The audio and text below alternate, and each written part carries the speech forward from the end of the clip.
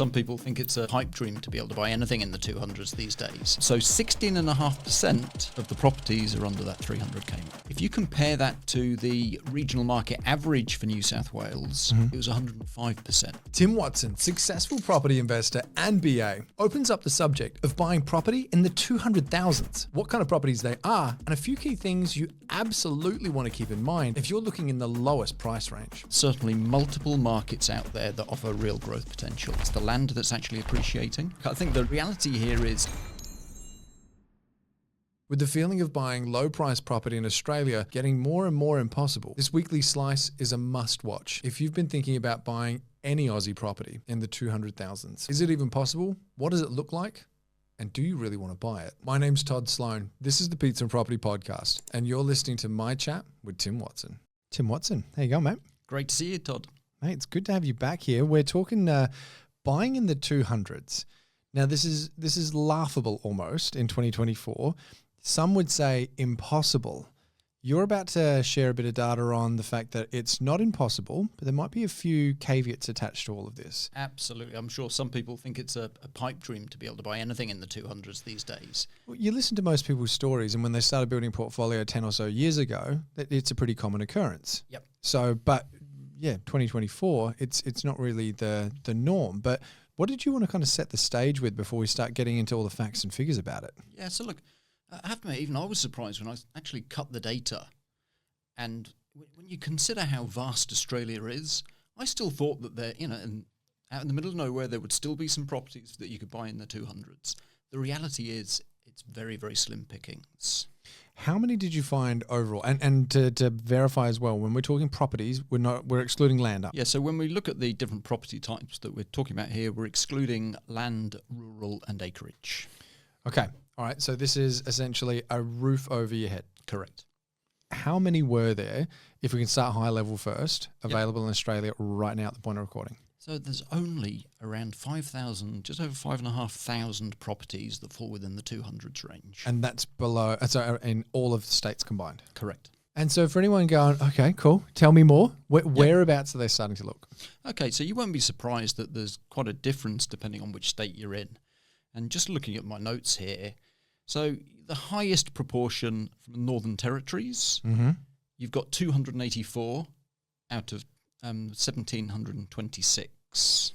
So there is a lot in NT. There's far more in the NT than any other state. And this is based on REA data. So 16.5% of the properties are under that 300k mark, which is relatively very, very high. Let's flip it on its head now and go to the most expensive part of Australia, New South Wales. Yep. What does it look like in comparison? So not surprisingly, quite a stark difference. So 945 are available out of just over 38,000. So a measly 2.5%. I'm actually surprised it's even 2.5. Yeah. Okay. So they exist. They're very rare, but they still exist. They do. Okay. And so we're talking about properties in the 200,000s. There's probably a few people listening right now going, okay, give me more details. The purpose of this episode, though, isn't to really wet everyone's whistle going, oh my God, let's invest here.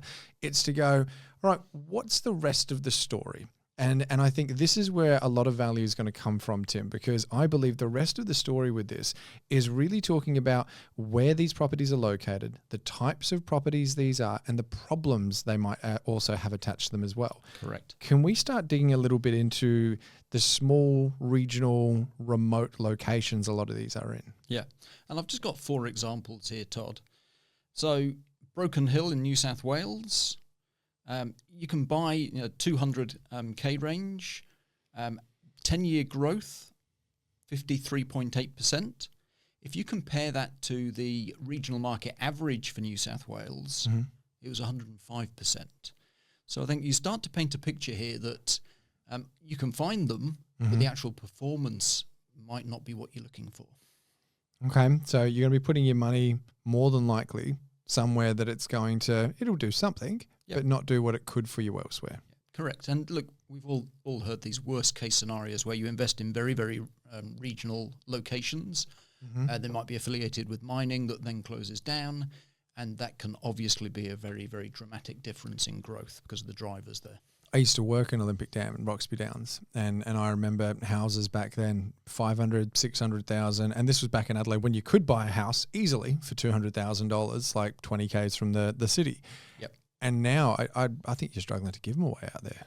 So, and it just goes, I think, to the point that you've really got to do very, very careful research around what are the dynamics in any market that are going to result in price growth or give you the best chance of price growth. And if it's reliant on one particular industry, obviously it comes with much greater risk. Okay, so if location is one of the big factors there, let's say for anyone going, well, I would never buy in a town like that. I'm going to go metro, but size is the thing that I'm going to compromise on. Yep.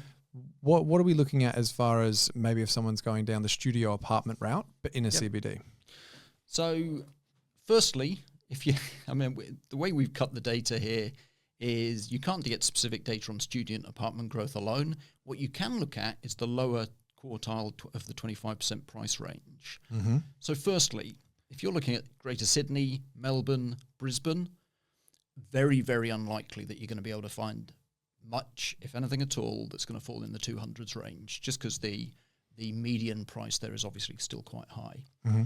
Now, if you're looking in Greater Adelaide, where the lower quartile median price is 321k, you're going to find some properties in the 200 range. Yep. Equally, in Greater Perth, the average there is 280k. So the properties are still out there. I think the reality is it comes with some challenges. There's definitely a correlation with the lower quartile price and the growth that we've seen in the last 10 years. So, for instance, if you look at Greater Adelaide, 33.8% growth, 10-year growth for that lower quartile, compared to, if you look at the higher quartile, 50% growth. So there's a reasonable difference there. Now, when you and I were doing a little bit of prep for this episode beforehand, you've done a lot more prep as far as the data is concerned, but it made me think of a choice that I almost made back in 2006. This is very, very early days, and I just got a job, and I was like, I'll buy a unit. This is a great idea. And I found there were these little units in Adelaide, and there were studio apartments, and they'd sell for about $140,000. When you and I were talking about this, it made me think of exactly those properties. I pulled one up, and we've got one like on the screen right now, just in case if you're listening on iTunes or Spotify, or if you can see it if you're on YouTube. But there's one for sale now for $130,000. One bedroom unit in Rundle Mall, like location, doesn't get any better. Rundle Mall, awesome. It's a bargain. Yeah. So let's have a look at the history of it. If we jump into RP data, we can actually see this exact unit. And I feel like I don't want to sound like I'm targeting this. Our job in producing this episode is to really bring awareness to what good choices are, what some bad choices are. To me, if you're purchasing this property back in 2005 for $145,000 and almost 20 years later selling it for $130,000, not to mention the fact that the strata costs on there are something like $600 a month, that's not a property investment, that's a property liability. Absolutely. And it's easy to get hooked in just the same way I almost did. Like I genuinely almost bought one of these because it's like, 140 grand, yep. you can't go wrong. I absolutely would have gone wrong because I would have lost money on it. Yeah. And over a 20-year period, you should not be losing money in property under any circumstances. So just in case if there's anyone going, it's all right, I'll just buy in a really good spot and I'll compromise on the size side of it. No. So how many years was that ago that it last sold? So it first sold in 2005 for 145. Then 5 years later, sold for 125. Then 2023 sold for 123. And then now it's on the market for 130. And the reason I asked the question of how long ago is, to be honest, regardless of when that was last bought as an investment, you think of the alternative places that money could have been invested and the massive growth that you could have seen in some markets. And yeah, I mean, it strikes me as such a poor investment when other markets have really, really grown in that same time frame. I'm just thinking of even the worst area you probably could have picked as far as like socioeconomic or any other kind of dangers you might think would still have 10x'd the return that this investment's done. Yeah, it's crazy. And look, without knowing the data inside out here, you've got to assume that scarcity comes into play, that what's keeping that price from growing is there's obviously a lot of units in Adelaide. Yes. And so therefore, when someone's faced with the choice of, for whatever reason they want to buy a unit, they've got loads of choice. You take the different alternative of buying in a market where you're buying a house. It's the land that's actually appreciating. I am absolutely sure we could choose many, many markets over those time frames that would have performed incredibly well. I reckon I could blindfold my cat and get her to stick a thumbtack into a piece of paper with a map and still pick a better investment than this. You are absolutely right. Yeah. Actually, she doesn't have thumbs, so she can't hold the thumbtack. It might not make a difference. All right. So we're looking small towns, gone. Studio apartments, gone. Last on the list, and this is something that I'm actually quite passionate about, rundown properties. We can add value to it. It's a reno job. You can still pick up. I was looking at a property the other day, $290,000 in a very hot area. Yep. It needed a lot of work though. Personally, love it. What's your thoughts on people wanting to go down that path of staying in the 200s but really rolling up their sleeves? So firstly, caveat is I am not a renovator. So I can't give you my personal experience of doing renovations and how that goes. However, I think many people go in and look at a renovation as it's such an exciting experience. Look at how we can transform this particular property. The before and after feeling? Absolutely. Yep. I think the reality can be very, very different in that, firstly, there's obviously a tremendous amount of work that goes into doing the renovation. If you then, I'm assuming that the property you're looking at is quite regional. Yes, it is. It's what I'd call acceptable regional, though, or positive regional, but yes, regional. So I guess the question then is, if you're actually based in whatever region you're talking about, doing a renovation might not be that difficult for you.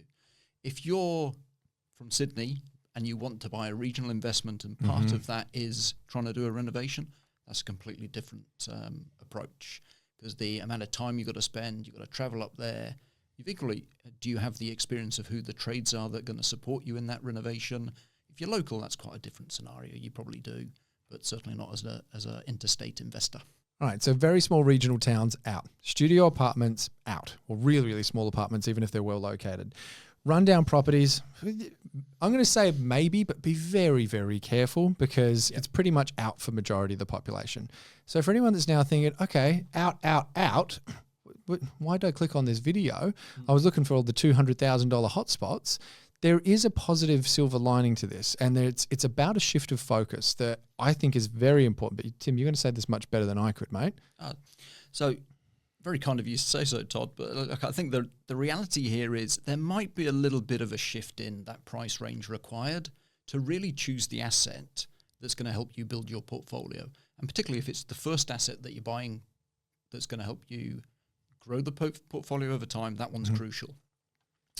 Now, there's no doubt, if you look at the sort of 350 to 500K range, there are some fantastic markets out there that have huge growth potential. And they've got growth potential because of multiple factors that are happening. It might be the infrastructure that's going in there. It might be the net migration that's taking place in that particular market. They might not be building enough homes to meet current demand. But there's certainly multiple markets out there that offer real growth potential. And so I think sometimes there's got to be a little bit of a mind shift change here. And if I can't currently get into that particular property, what do I need to do? How do I maximize my savings? Shift of focus. Do I have a slight change if you've already got a property? Do you slightly change the loans that you've got to open up the cash flow that you might be able to put into an investment? But there's different ways to then really get into what I would consider a really high growth opportunity market and house. And I think that's the big takeaway that I really got from this when you and I were discussing this episode. This isn't so much about going, okay, we'll go out and double your income or use the Gina Reinhart method of just inherit more coal. Okay, like this is the real world, and there's things that we need to focus on to actually get us where we want to go. But if your focus has been solely on, I just want to get a place in the 200,000s, like we said, it's possible, but you've also got the deck stacked against you. So if you can shift that focus to, can I save more of a deposit? Can I earn more money to increase my serviceability? What are the things that I can do to get more in like the 350 plus range that Tim's talking about? All of a sudden you're stacking the deck in your favor by solving a different problem first. And I think that's the real key takeaway that personally is going to help so many people stay away from a mistake I almost made of buying a property that actually went down in value over 20 years. And I think the statistics are, I'm sure you know this better than me, but isn't it the number of people that own only one investment property, something like 95%? Something like that, yeah. And I would imagine that's because they get that first property wrong. So if you buy the sort of property that we've been referring to, it could completely block any chance of really building a sustainable portfolio over time. That's actually a really good way to look at it as well, because if you don't take that first step correctly, it's the next step up the staircase is a hell of a lot harder. Yeah, absolutely. Tim Watson from InvestorKit, thank you so much for coming on the show, mate. I think for as much as this may have bursted a couple of bubbles, I think it's also potentially saved people from some very long headaches on the property investment space, mate. Yeah, it's been a pleasure.